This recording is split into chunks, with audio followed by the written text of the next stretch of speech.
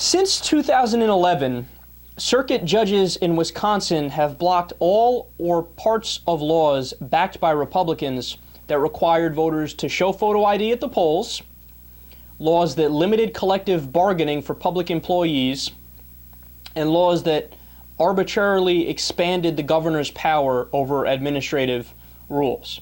So, in other words, Wisconsin had passed these laws around 2011 that were essentially unconstitutional laws.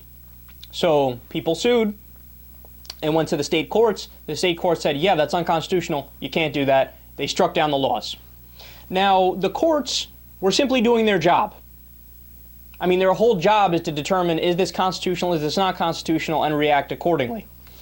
Well, now the GOP has decided they're going to get ahead of the problem, and they're going to strike back against the courts. Under a measure announced on Wednesday, such injunctions would be automatically stayed as soon as they were appealed. So do you understand that?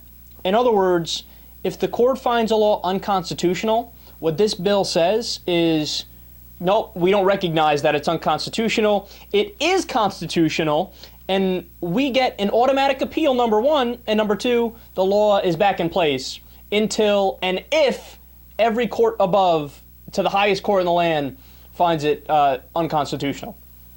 So in other words, unless it goes all the way to the Supreme Court of the United States of America, which, by the way, wouldn't even bother hearing the majority of these cases, we're going to say, no, we disregard the state court, we keep the law in place.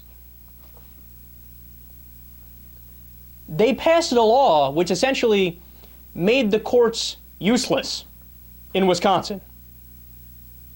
Or actually, I should be clear, they proposed the law. I don't know if it passed. That is the most unconstitutional law I've ever seen in my life.